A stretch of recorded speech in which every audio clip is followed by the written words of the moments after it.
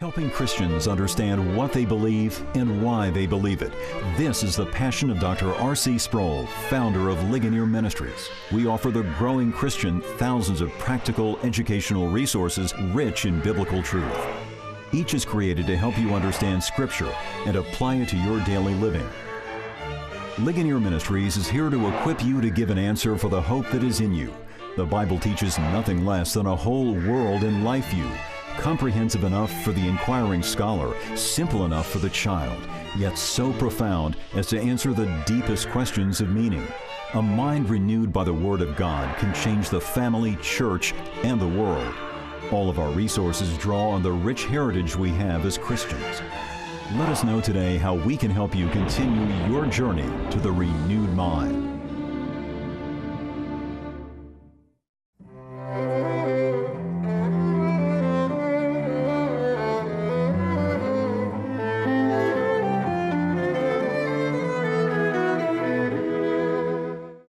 As we continue now with our study of the history of ideas, I've mentioned before that when I used to teach philosophy in the university, and I found that many students, particularly beginning students, had great difficulty making the adjustment from other disciplines and other courses to this abstract arena of philosophy.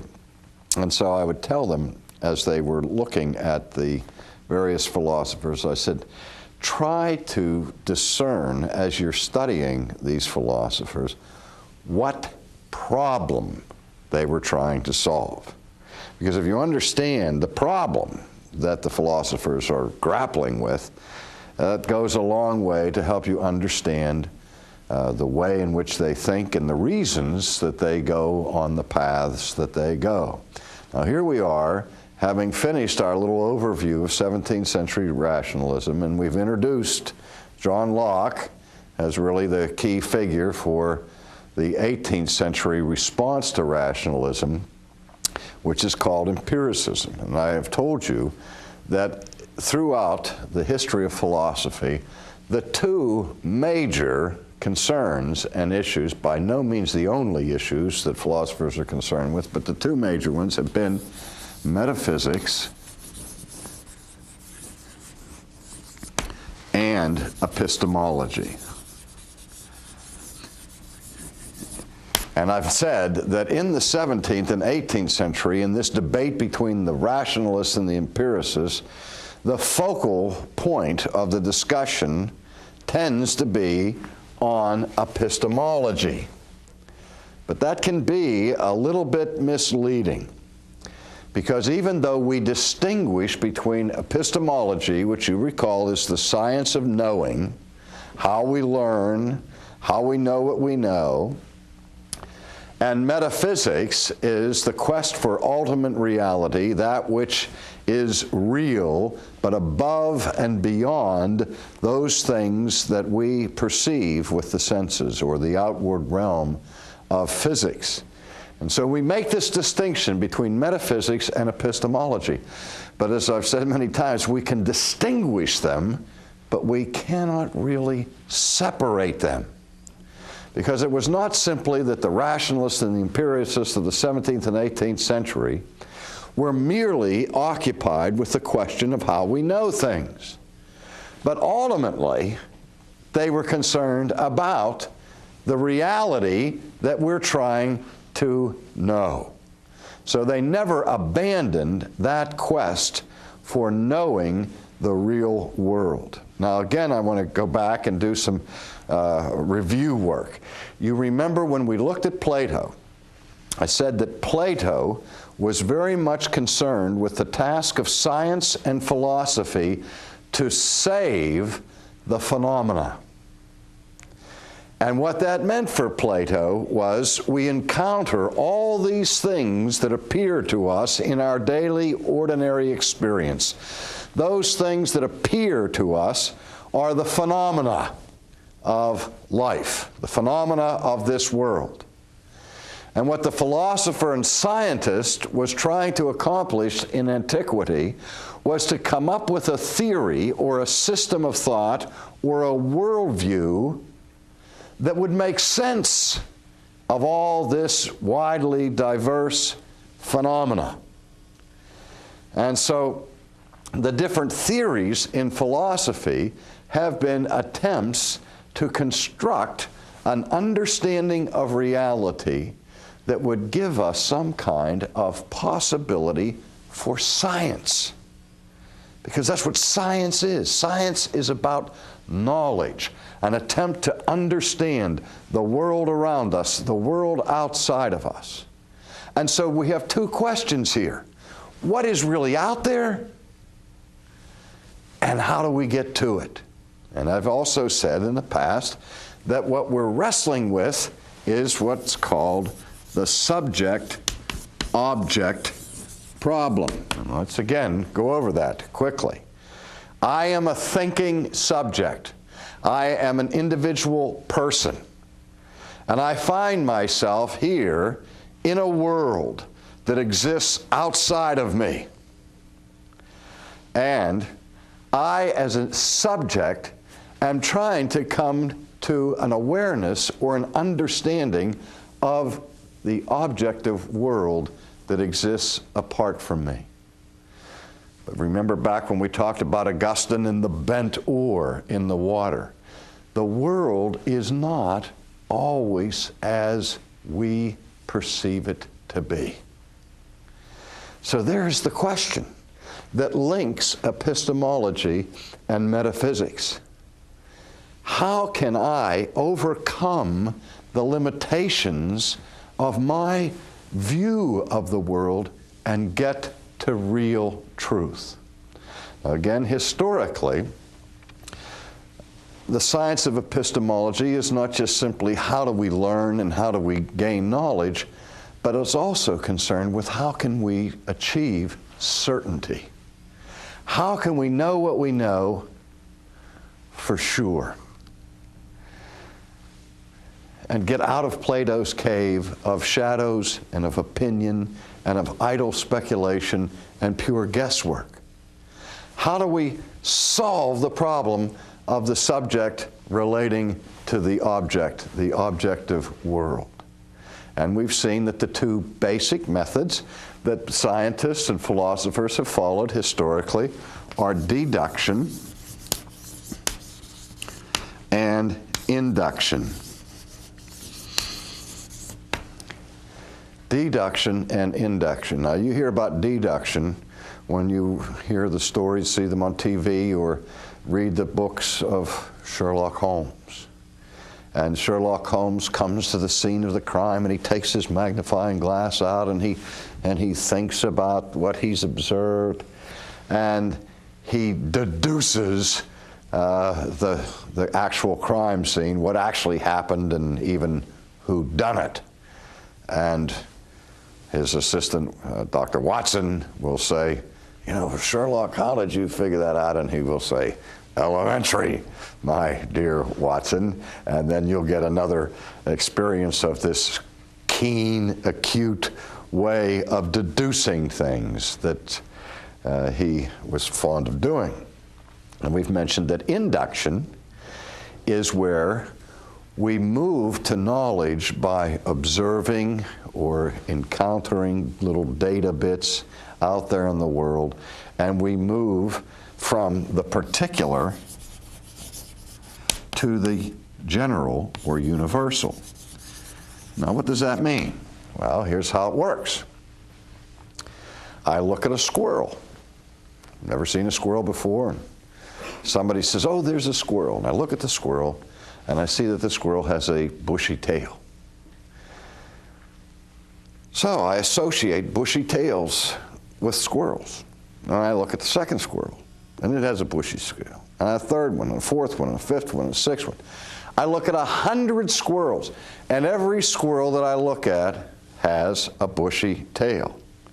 Now, I don't have time to explore every nook and cranny of the universe and to examine the makeup of every conceivable squirrel that lives in the universe. But after a certain number of repetitions of observations of particular squirrels, what do? We generalize. and we come to the conclusion that all squirrels have bushy tails. Simple. Isn't this how we do science?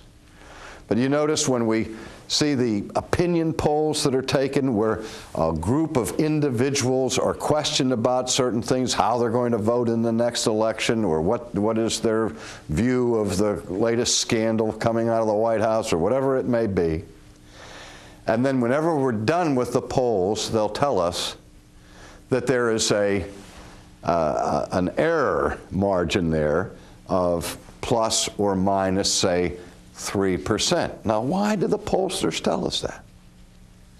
Maybe it's because they don't want to have the same thing happen that happened in the 1948 election between Harry Truman and Thomas Dewey, where the Chicago paper, when everybody went to bed that night, it seemed like it would be a victory for Dewey, and so when the paper went to press, you had big, bold headlines that says Dewey wins, but in fact, Dewey didn't win during the night. The momentum shifted and the election went to Harry Truman. And so there was a case where they had sampled enough returns to come to a conclusion, but when they got more information in the hopper, they had to change their conclusion. Now, I illustrate that because these are things that we see every day in our lives. And yet they indicate the built-in problem with induction, the built-in limit to this method of knowing. And the limit is this: nobody has ever examined every squirrel that can be found. And what if suddenly we come upon not one squirrel, but 15 squirrels that don't have bushy tails? Now we have to change our whole theory about squirrels, don't we? Because here we have examples of squirrels that don't fit our universal or general description of squirreliness.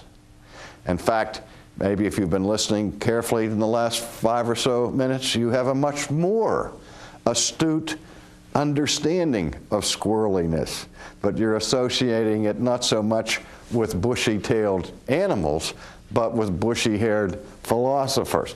But in any case, this is the problem that we have built in to science, built in to the inductive method. And it's even built in to language, as we will see. Now, so when we look at the difference between deduction and induction, we'll go back and review this bitting. With deduction, we have the famous syllogism that you've all heard of: all men are mortal. Socrates is a man. Therefore, Socrates is mortal. Now, here's the question. If this premise, which we'll call premise A, is true, and if premise B is true, if those two propositions are true, how certain could we be about the conclusion? In terms of 0 to 100%, would we have to put a margin of error of 3% in terms of this conclusion? No. We could eliminate the percentage of possible error entirely. But again, that's only if all men are mortal, and if Socrates is a man, then we can know with resistless logic, with what we call formal certainty, absolutely that Socrates is mortal. Again, this is based upon the formal rules of logic and the laws of immediate inferences. If all men are mortal, if everybody in this particular class, that is men, share a common attribute or predicate, which is mortality, And then we find a particular example of an individual human. If all individual humans that make up this class of men have the same attribute of mortality, then we would know with absolute certainty that this particular individual that we've just encountered is mortal. So the formal process of reasoning from propositions in terms of logical deductions yield certainty.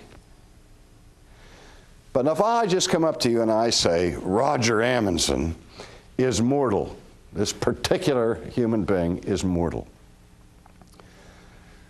how would I know that that's true if he's still alive? Or to put the question another way, do we really know that all men are mortal? Or do we assume that all men are mortal? How do we know that all men are mortal? What have we done? We have, through the process of induction, examined millions upon millions and millions of individual human beings and find that they all died. And so in every one of these cases, we see mortality connected with their experience. And so we then generalize. We come to the conclusion from the particular, this man dies, that man dies, this man dies, this man dies. Every person we've ever known has died. And so we come to the conclusion, well, this must be something that is shared in common by every human being. But do we know it for sure? In other words, have we had an empirical experience of every human being who has ever lived? How do we know that the generation that we make up is not the first generation in all of human history to be immortal? Well, we laugh at that because we say, well, that's just inconceivable. No, it isn't inconceivable. It's just extremely improbable, astronomically improbable, in light of the pattern and the history of the examples that we have. Now, how can I ever know with certainty that all men are mortal? Well, you can say we can have a nuclear war and every person that's now alive in the universe is annihilated, and I alone am left. And now I can come to the conclusion that everybody who's ever lived has died. So I now know for sure that all men are mortal. What's wrong with that picture? Maybe I'm the singular exception in all of human history. And maybe I am not mortal. So that the only way I can know for sure that all men are mortal is posthumously. See, that's the limit of induction. We can never have a fully exhaustive collection of individual examples. But we don't need to wait to examine every squirrel or every human being before we have a working knowledge of universals, or what we call scientific laws. That if we once arrive at a certain number of examples that prove to be true individually, then we universalize or generalize. Now there's a reason why I'm backing up and going through all of this, because again, what was motivating the thinkers in the 17th century was, I want to get to that realm of knowledge that's absolutely certain, 100% certain, no plus or minus 3%. And the empiricists come along and say, well, the only place you can find 100% certainty is in the formal realm of reasoning of the relationship of different ideas to each other. But how does that get you to the real world? And it doesn't. And so the empiricists like John Locke are coming along and they're saying with their tabula rasa concept, no. The only way we know anything initially is by having an experience of it. We see it, taste it, touch it. We're from Missouri. We're from the show me state. Don't just theorize about these things. Give me empirical evidence that such and such a thing is true. Now that's part of the framework and fabric of our culture today, isn't it? I mean, we hear this all the time. Don't talk to me about what you believe in God and all of that sort of thing and these rational arguments that you give for the existence of God. I want to see Him. I want to hear Him. Show me the money. Show me the deity. Because if I have an empirical perception of it, then I know for sure. Well, unfortunately, the more your knowledge rests upon sense perception, the less certain it can possibly be because of this problem and because of the limitations involved in looking at each and every possible example. So, empiricism is always limited by the finite samples that we have to study, and is always vulnerable and exposed to the possibility that the next discovery will present a gigantic anomaly. An anomaly is something that doesn't fit the pattern. An anomaly is something that can't be explained by the system. And when you have too many anomalies coming, you have to throw away the system and create what we call a whole new model or a whole new paradigm. You've heard the expression paradigm shift, which means a shift in the model, a change in the model. And paradigm shifts in science are driven by anomalies, things that don't fit the old model, that say we're going to have to broaden that model or scrap part of the model, come up with a new model that will help us get a handle on reality. So, in addition to this, as we progress through history, with the advent of science, as we move rushing into the 18th century, two things were happening. On the one hand, the world was getting bigger. Now, I don't mean by that it was growing, but our understanding, the human perception of the world was increasing dramatically, principally through the discovery and the use of the telescope. We realized that there was far more out there than anybody ever imagined, and that we were living in a neighborhood that we call the universe that was far bigger than anybody had ever anticipated. And yet, not only did we find that the world was getting bigger, but also that the world was getting smaller. The world was getting smaller. With the discovery of the microscope, we began to see a whole realm of reality that we never knew existed. In fact, we've come to understand that so much of our lives are dependent upon things that are out there in that objective world that we can't see, taste, touch, or smell with our naked senses. We need more advanced tools like microscopes to even realize that there's all this activity going on at the microscopic level that can affect our very existence. We see that in the field of medicine when microbodies are invading our organic health and destroying it, and so on. So these problems push the philosophers constantly to sharpen their understanding of two things. What is real? And how do we get to what is real?